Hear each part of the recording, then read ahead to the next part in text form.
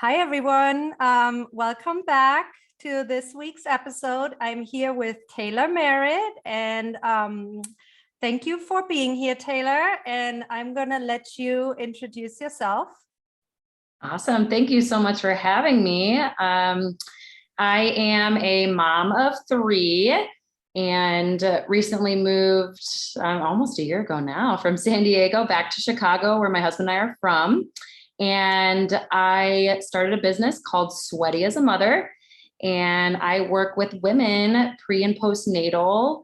I do in-person, online, and I also have a few other workout programs. But my thing in life is to, try to raise my kids and the happy, healthy life and try to help other women feel confident and strong and navigate that journey for themselves in motherhood. So thank you for having me. Oh, I love all of that. My first question I have, how do you find balance? How old are your kids with like 3 children and running a business, a recent move? How do you find balance?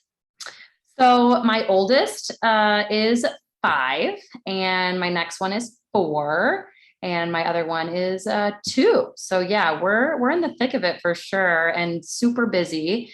And I think for me, it's a constant kind of give and take and understanding that I can't do it all, right? I want to. I'm one of those people that I say I'm going to do something and I'm going to do it. So I think I've had to learn kind of when to say no and kind of learning when I need to ask for help. I think is the biggest thing is like when they were younger, it was a little easier. I feel like with nap times and right, like there was a more of a schedule. Now my 2 older ones are not napping anymore. Currently one is the 2-year-old's napping. So this is a little easier. And the other ones are kind of set up with an activity. So kind of navigating the schedules and finding when I can get what I need to get done. And how does your typical day look like? Can you walk us through? How do you fit it all in? Yeah, absolutely. So I share this a lot on my Instagram is I wake up before my kids. So this took time, don't get me wrong. And when I had a newborn, I was not doing this because, sleep deprivation, but I get up at 5:30 and I start my day with a workout and a meditation. And this is something for me that it's an uninterrupted thing that I get to do by myself. And that just sets my tone for the day. So when I don't get that done, I remember like, okay, Taylor, if you want to hit the snooze, I'm going to have a little more of a more difficult day because mentally I'm just didn't start my day that way. So start there. Then I usually have a morning client and my kids have done this with me since day one. So they kind of are really, really good at staying busy or they're out there with me. I kind of integrate my work-life balance and my clients know that my kids are there and most of the times their kids are there. And then we go do an activity. We like to go out. I like to be outside and I try to get the kids out and we usually do lunch outside when it's nice. And then I come home, it's nap time for my little one. And then I do work. I try to do 2 hours of work while he's sleeping. And the kids get to do quiet time. They do reading. Sometimes we throw a movie on. They're really good at playing with themselves right now together. So that's really nice. And then after that, we kind of do an afternoon activity. The kids usually are doing jujitsu right now. So that's fun. Yeah, it's been a really fun learning experience, I think, for them too, learning all that. And then, I get dinner going. And then I have a client in the evening. And then once kids go to bed, we do bedtime routine and then I work. So I work from about 7:30 after the kids go to bed. I do client calls and then I try to get to bed before 10:30, but it's not always perfect. So that's kind of how my day, it's a long day, but we get it done. Yeah, that sounds like a long day, but I feel like you have it really structured. I love how you start with the meditation and the workout each morning. So when did you get into and how did you figure out like that meditation part to add that to your day and figure out how beneficial that's for you? So about 2.5 years ago, I became a certified yoga instructor. And during that whole training, we did meditations every single day. And that is when I really felt the benefit of the meditation. And I was pregnant with my youngest at that time. And it really made a big difference in my life, like understanding how to get my mind in the right spot. I always talked about mindset, and I do that with my clients. And it really was a big shift for me, was the whole just actually taking time to do that for myself. And that really has made a big, big shift in my life. Awesome. I love it. And I think the mindset is probably plays a huge part in getting the results with the workouts too, right? Because if you are like in a mindset, like you get frustrated, you're like, oh, I put this time in, but I'm not seeing the result, because at least from my experience, it's like you are in for the long run. Like you don't work out for 4 weeks and then you skip whole summer and start over in the fall, right? Right. So Absolutely. do you build that in your program where you teach your clients? So for my pre and post, or it's usually my prenatal clients, we do like birth visualization, and I try to incorporate this imagery, right, where I'm kind of reading through meditations and helping them with that, with breathing exercises. And so I do that.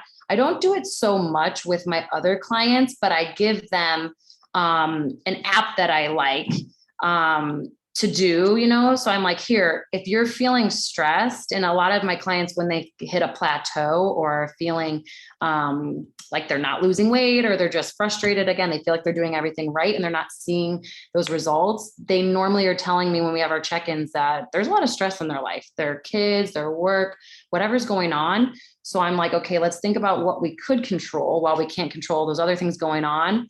Meditation is a great way to get yourself down from that high of that stress. So I think I don't do it personally with them and my clients, but I'll have them. I'm like, here's, get an app.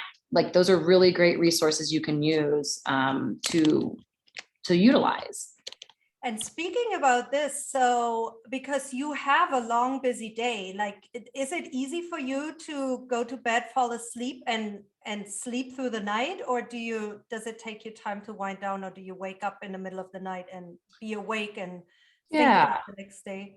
That's a great question. I think it just depends. I feel like I fall asleep pretty easily, even though I'm on my computer. I am doing all the things you're not supposed to do, being on technology right before bed.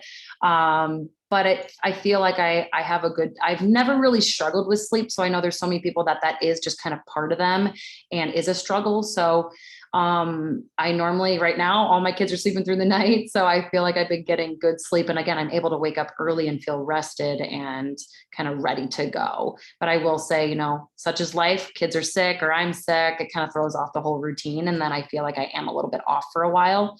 So, but I will say, I feel like it is that whole way I start my day is just grounding and like getting my mind ready to go. And then I feel like through the day, I've managed my expectations about how everything's going to go, because I got what I needed done per se to feel good.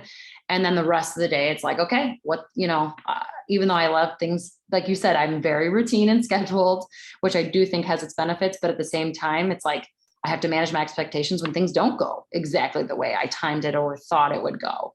So I think that's a big thing too, in the way I try to stay positive and feel good and keep motivated, is to manage my expectations. I don't lower them. I always tell people, don't lower your expectations as a mom or a working mom, but manage them, so that way, if something doesn't go exactly right, we gotta, okay, how else can we do it so it can go more positive? Yeah, I love it. You have it really all figured out. And I wish the listeners could see you, but you like not only look healthy, strong, happy, you don't look like the frazzled, stressed out mom.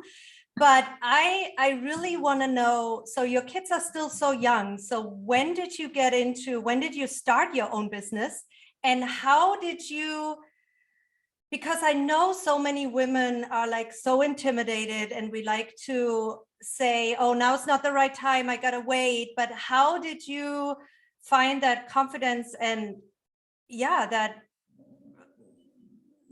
what's the word I'm looking for, just to be ready to say I'm doing this, even though little kids, military spouse, moving places? Like, I'm really curious to hear that. Yeah, I think for me, so I transitioned after having my second. I had a full-time job. I managed a boxing gym, and I thought my whole life, I told my husband, like, I would love to be a stay-at-home mom. Like, I just love being a mom. And, I always was a babysitter growing up and a nanny. And then all of a sudden I became a stay-at-home mom.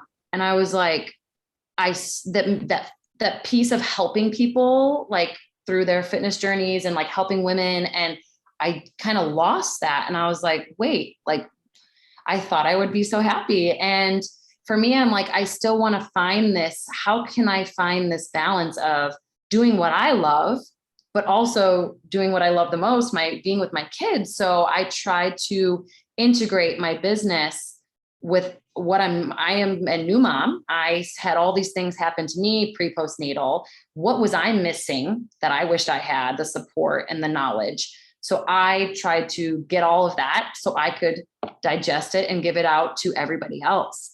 So I think for me, it was like, I have to do this for not only myself, but for everybody else out there that is going through these things. So I think my driver was my own happiness, but also reaching anybody I can to share my experiences and what I learned from my first pregnancy when I was not certified in any of this pre-postnatal stuff. I had issues that I dealt with that no one talked to me. Doctors didn't talk to me about it.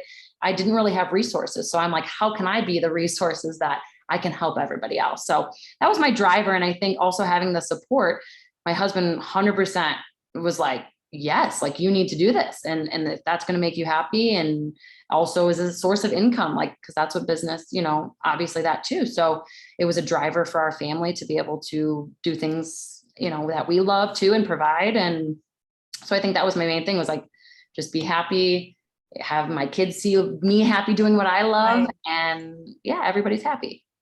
So on social media, I love how your kids are always involved in whatever Yeah. you do. Like, if it's reels or, little exercise videos you post, the kids are always involved. I love Yeah. how, they don't even know any other way, right? They are always with Right. you. They see you work out, your husband work out. So to them, it's totally normal.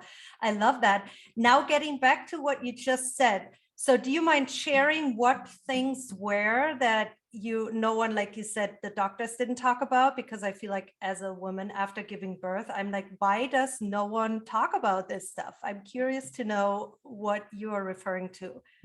Yeah, great question. So I think after my first, I was like a, fitness professional, great personal trainer. And here I am pregnant and I'm teaching boxing and everything. And I felt great. I had a great pregnancy. And then I think I just expected postpartum that it would be the same thing and that I would just bounce right back and have no, none of these after effects of motherhood per se.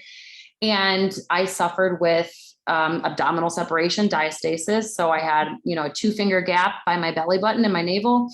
And I would have a hernia that would pop out when I was doing core work. It was a little bit painful. And I also, when I was doing boxing and I was doing like HIIT workouts, I would have, I'd pee myself a little bit. And I'm like, excuse me, like, wait, I thought I was very active and did all these things. And, I did Kegels all the time and I thought I was doing everything right. But in the end, I actually had pelvic floor issues and I had this abdominal separation that ended up not fixing itself on its own. So through my trainings, I'm a pre-postnatal corrective exercise specialist and also a core consultant. So I've literally healed myself. I have closed my gap completely.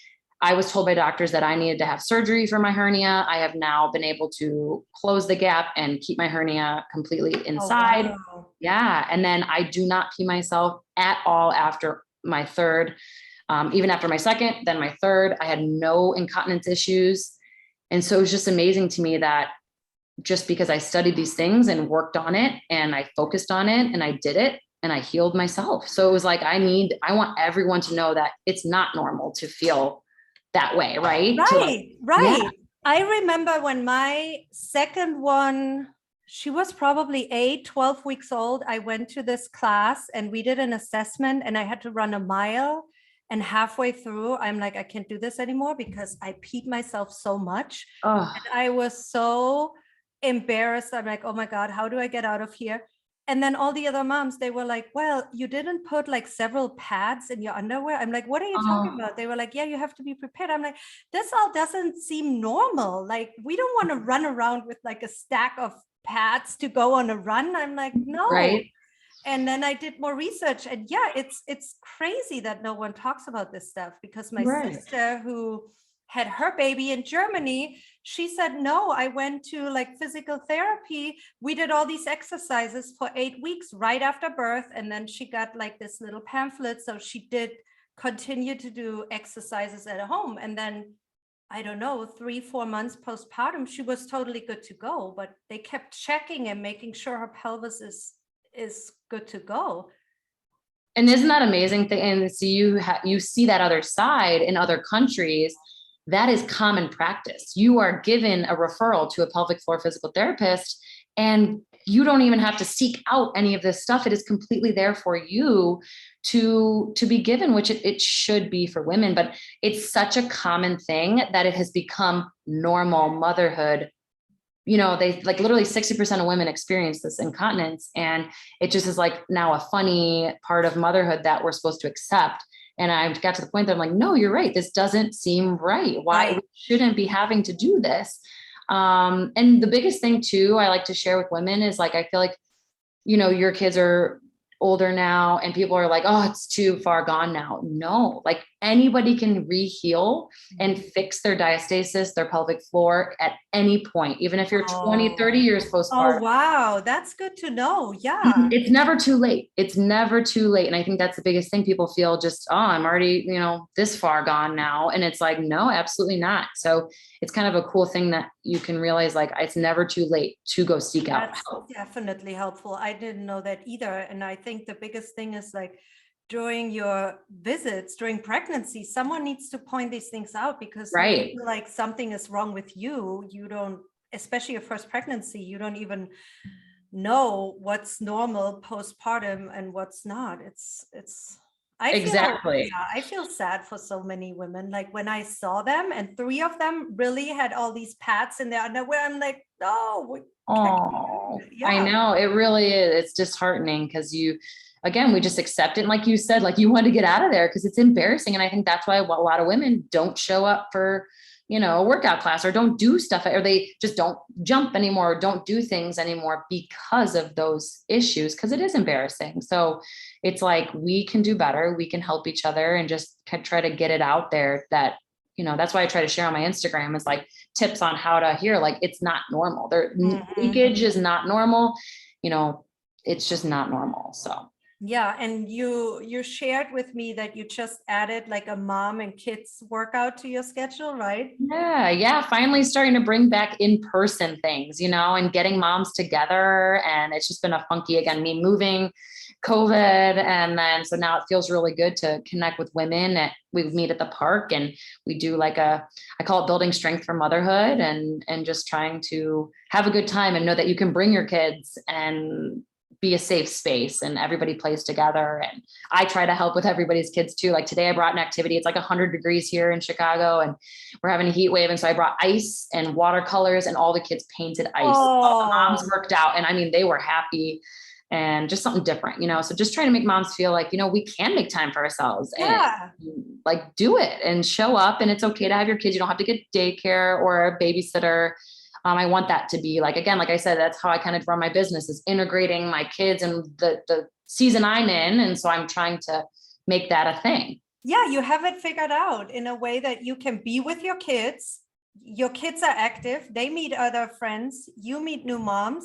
Mm-hmm. Like do you ever have to hire help with your kids? Or So that was another thing I was going to bring up, is I think you got to realize that, like, I can't do it all. Right. Like, so there gets to a point where I'm like, I had this glute guide and I put a deadline on it that it's coming out. It's going to be a really exciting, like, again, a functional training women and men how to get stronger. But anyways, I realized that like school's out and I'm not on my timeline for this deadline. So I seeked help. I have a babysitter now coming once a week, and it's just for 3 hours in the morning. And she comes and I go to a coffee shop, and I can't even tell you, and I'm sure you guys can relate, where what I can get done in 3 hours uninterrupted. So it's amazing that I'm able to like focus for 3 hours. No one's asking me for a snack to wipe their butt. I'm like, okay, like this is the function. So it does feel good, I think, for me to finally like let go of the control. And now I have somebody for Mondays for 3 hours. So it's like, whenever you feel like you're not able to keep your head above water, it's like, okay, ask for help. It's okay to ask for help. I had to accept that. You have to share where women can find you, because I'm sure a lot of listeners are like, I want to be like her, because you really have it figured out. I've been following you. As I said, I love how the kids are always part of it. The one thing I love seeing on your Instagram is when you share, for me personally, because again, my kids are a little bit older, but when you share all the meals, I see your kids in the kitchen prepping meals. So how do you fit that part? How do you fit the grocery shopping? How do you make sure everyone eats healthy in your busy day? How do you schedule that? Yeah. So that is a thing that I've had a lot of women that they ask me all the time, is like, oh my God, how do you do all that? And so for me, I like to put this out there. Like, I enjoy going to the grocery store. There's many people that it's just not a fun thing for them. Right. So for me, I enjoy going hands-on, looking at stuff and, you know, kind of like in my head, I have a plan. I go to the grocery store with our meals. And I can share more about that too, where every week we kind of have the same outline, but then I'm kind of changing up the veggies and the meat, whether it's like seasonal or there's a sale on something. And I'm like, hey, that would be really good this week. So I just like to get there. And then again, I like, my kids love to just pick stuff out. Again, it doesn't always look perfect, you guys. I have to manage my expectations. Someday I know I'm going to the grocery store. The kids are a little hungry. It's going to be a little chaotic. So I try to kind of plan ahead for that. Don't go around lunchtime. But I really try to fit in, like, how can I include my kids? They know the meal plan. They kind of know Mondays we do like a bowl night, Tuesdays taco night, Wednesdays pasta night, Thursday night stir fry, Friday we eat out.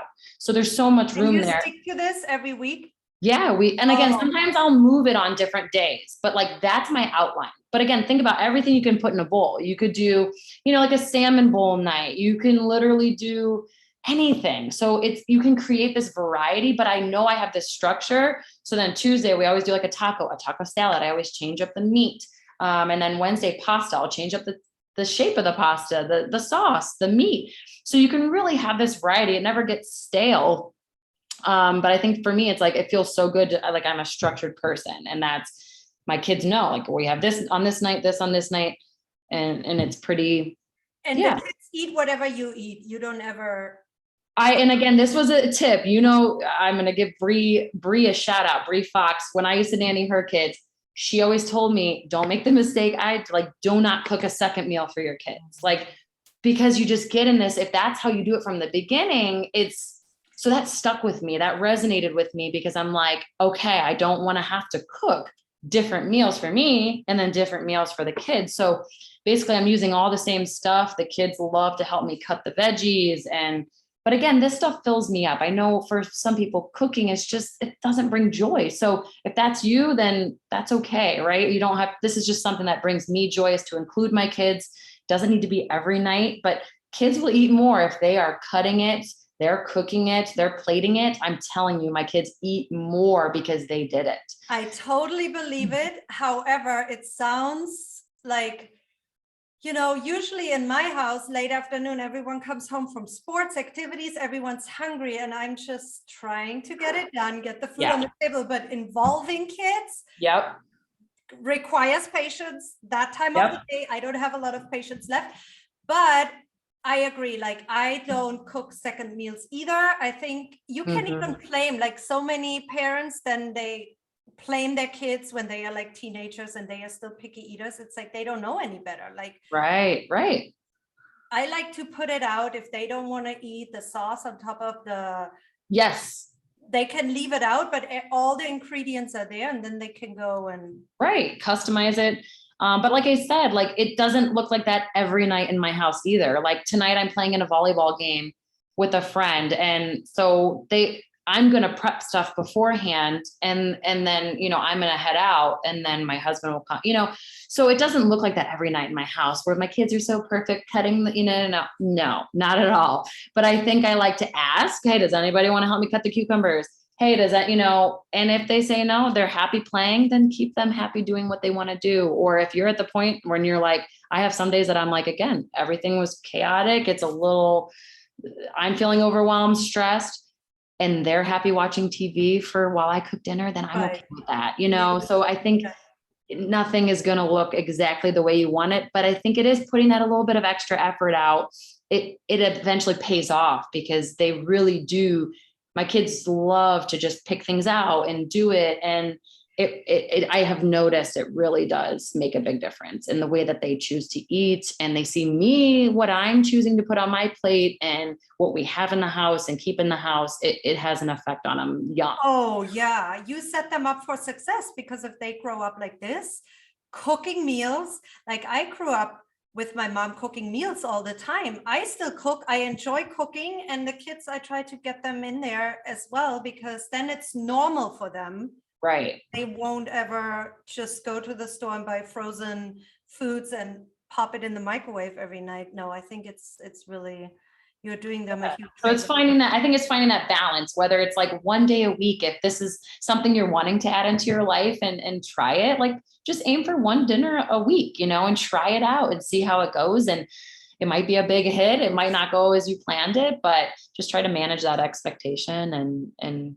you know, pick something simple, you know, like I love I do my meals. Again, I'm not an extravagant cook. I don't make all these homemade sauces, and I really don't. I keep it simple, you know, but I try to find, you know, we just variety, I think is my big thing. It's like keeping it fresh and fun and changing up the sauce and the veggie and the way you cook it. Or so I think it's, you know, variety is good. Yeah, it doesn't have to be really complicated, but someone needs to say that. Because I get overwhelmed in the store and I'm like, why don't I just cut up the vegetables, a little bit of side of meat and done? Like, it doesn't have to be like all right. Like, yeah. And I think the biggest thing is planning, like on Sundays or Saturdays, whenever you do your, like, try to plan what you see happening in that week, because once you put that little bit of time, it might be like an hour. It feels overwhelming when you're like planning and prepping, but that will pay off throughout your whole week because you're not stressing over what's for dinner every night. Right. So just slowly trying to, you know, take the reins back on dinner time and prepping. Like, and I do not cook lunch. So I don't know.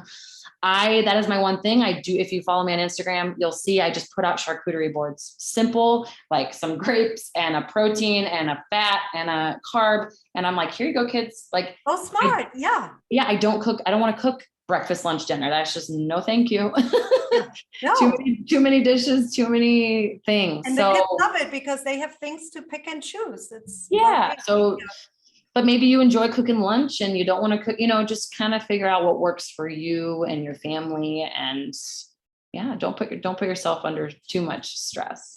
So last question, do you take your family on vacation, and how do you stick still to your routine? Like, do you get workouts in, or do you really take a week or 2 weeks off where you go to restaurants where you don't work out, or what does a vacation in your family look like?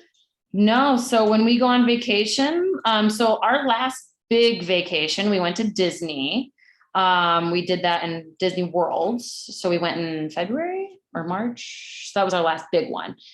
So we stuck to our routine. I always look at the hotel. Is there a gym? I bring my bands with me. People see me travel with those. And my husband and I both really enjoy working out. So we'll take turns, whether when it's a nap time, someone will go down to the gym and then we switch because kids can't be in the gym at a hotel room. Or one of us goes out on a run in the morning. Then, so I think my husband and I support each other on that. And that's helpful because it's motivating when you have that accountability partner. But also it just feels good for me I love routine. You've heard me talk about, I'm pretty routine. So like, for example, we went to the grocery store and we had a room that had a fridge and a sink, and we bought everything we normally do. Like for a week of vacation, we bought our fruits, our veggies. We did a little different. We would like pack more sandwich stuff, and it was really kind of fun to like do that. And we packed all of our stuff for Disney, and then we went out for dinner. So that's kind of was our different. So we made sure we had our good breakfast, so like oatmeal or a toast, and then we made our sandwiches and good like cut up veggies and hummus for snack. And then we went out for dinner. So I do enjoy going out to dinner, and I think you can fit that into your, routine when you go out to eat. But we like to keep it pretty similar because I know how good I feel when I don't eat well, and I'm cloudy, I'm off, I'm irritated. So I think once you get in that good routine, you start to realize like, it's not even, It's I don't not even, worth it. Yeah. right? That's me too. If I don't eat, like, actually now when I'm eating things I know that are bad for me, even at the end of the meal, I already regret it, because it's Yeah. such a short moment where you feel really good, but then already it's like, Yeah. Yeah. And I think it's just finding that balance of like, I love a good burger. I get a good burger when I go out to eat, and I get it with French fries, but I get it wrapped in lettuce because I also have celiac. So I have to be gluten-free, and not everybody has a gluten-free bun. But, to me, it's just more enjoyable to eat a burger like that and then enjoy the fries. And then it's fine. The next day I'm still getting my workouts in, and I don't feel regretful at all. I always tell people we need if you want to eat it, you fully accept it and eat it, and just leave it behind. Don't yeah, think about it anymore. Like for me, I love ice cream. So when we went to Disney, I think we got ice cream like every other night, and I got one scoop and I loved it, and it was great. And I didn't think about it, yeah. I think and that's key, because if I want a burger, I got to eat the real burger. yeah, Like, yeah. I don't do the lettuce, but then I really enjoy it, and then I'm done. I don't even. Exactly. Yeah. A burger's not going to make you fat. A salad's not going to make you skinny. It's really trying to understand. Oh, I love that. Yeah. Yeah. I always tell people, I'm like, you're not going to eat your way with just all salads and burgers. No, it's really about a happy balance, and really intuitively, my clients, I think, see a little slower results because I'm a person that we're talking about real life here. I help you understand eating your protein, your fats, and your carbs. And you can kind of eat, there's no bad foods. You can eat really kind of whatever you want to a certain extent, but I'm helping you get in the calories you need, because most of my clients are actually under eating. Mm-hmm. And that is what their problem is. They're not losing weight because they're under eating. And they're like, but my whole life I underate. Yeah, well, that was when we were teenagers and in our 20s. And now our metabolism is completely shot. So I have to help women start eating more. And then it's crazy because then they start losing weight. So I always tell women, like, we need to eat more. Your body deserves it. Your mind deserves it. We need to fuel ourselves. I even had to, like, before we were coming in on this call, I had been busy all morning teaching. I had that class, and then my kids we had a play group after the thing. And then I'm like shoveling food before we got on here, because I'm like, Taylor, you have not eaten in like 4 hours. I was like famished. So again, but my kids had beautiful, they had their snack boxes and their food. And so I think we have to remember to fuel ourselves and take right now, everybody get a big glass of water and drink it, because we forget. And you have to look at the big picture, like you just mentioned. It's also the mental health. Like, we can't be our best if we are like starving ourselves, not sleeping enough, and all of that, right? Mm-hmm. Yeah, very important. So where can people find you? On social media, website? Like, how can they reach out to you? Yeah, so you can follow me on Instagram at Sweaty as a Mother. And my website is sweatyasamother.com. So you can check out like things I have to offer. Feel free to message me. I love connecting with everybody and, getting to chat if you have questions or anything. And again, thanks to you. I'm so happy to be on here and get to follow you doing this. And I'm really excited. Yeah, thank you so much. It was really fun conversation, and you shared some really good things. And yeah, thank you so much. Of course. Thank you. All right. Take care. All right. Bye. Bye.